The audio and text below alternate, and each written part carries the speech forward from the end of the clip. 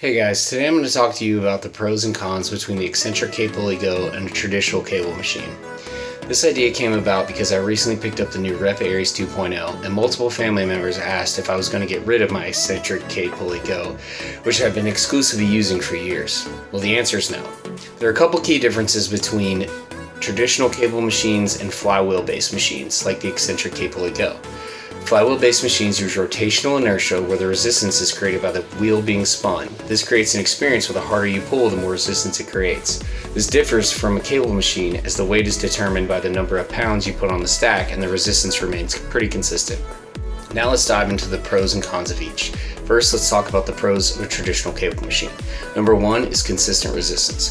This is the biggest thing I've noticed in comparison to the Kpulley Go. I personally find cables to be a better option for your traditional bodybuilding style training. You can without a doubt make a better mind to muscle connection, which assists in hypertrophy based training. Number two is ease of use. This is one of the biggest reasons I got a cable machine because it's much quicker and easier to use for my clients than the Kpulley Go. Not only setting it up, but also for the actual exercises themselves. The cable machine is a great tool for folks that are new to lifting and can still be extremely useful for an experienced lifter. Number three is tons of exercise options. One of the reasons I also got the cable machine is it added a few new exercises that were previously difficult to replicate or not even possible with the Kpulley Go. Things like lat pull downs, pile-off presses, or single leg deadlifts, just to name a few. The cable machine is an amazing tool, but it's definitely not perfect. Next, I'll touch on the cons of the cable machine, which number one being space. Obviously, they make smaller cable options than the Rep Aries 2.0, but in comparison to the Kpulley Go, even those smaller options can take up a lot more room.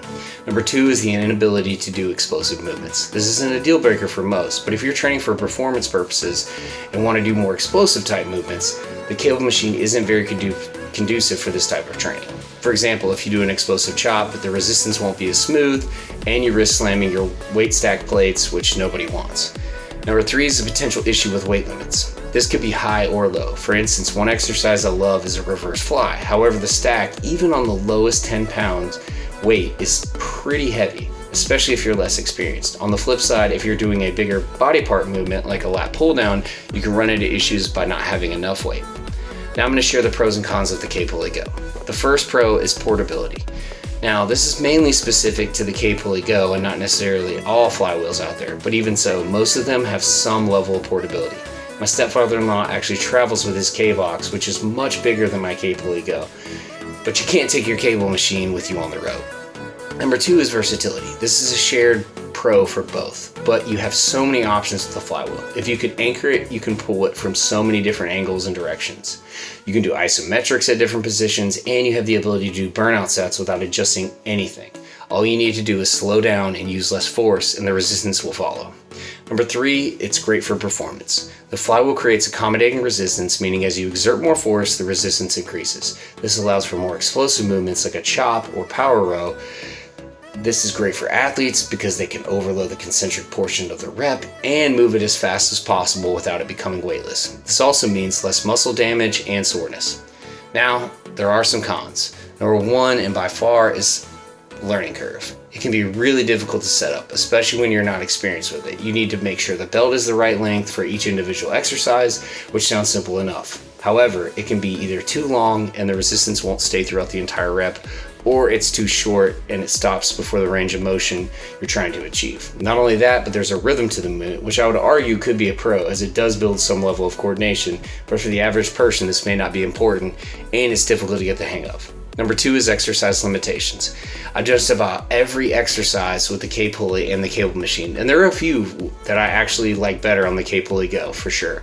But that said, it's nearly impossible to do flies or reverse flies, so if you're a big fan of either of those, I would not choose a flywheel without also having a cable machine option. So which one should you buy? It depends. What are your fitness goals? How much room or money do you have? Do you need ease of use because you're not willing to have a learning curve at the gym? At the end of the day, my answer would be the same for most. Buy both of them. Just kidding. Sort of. At the end of the day, if you prefer exclusively hypertrophy-based training, then I would say easily you could live without a flywheel option. On the flip side, if you're more interested in performance, I think the Kpulley holds the trump card if that's your number one goal. Either way, you can't go wrong as both options are great options. But hopefully this video sheds some lights on the key differences between the two and will help make your decision easier. If you made it to the end of the video, thanks for watching, and please like and subscribe.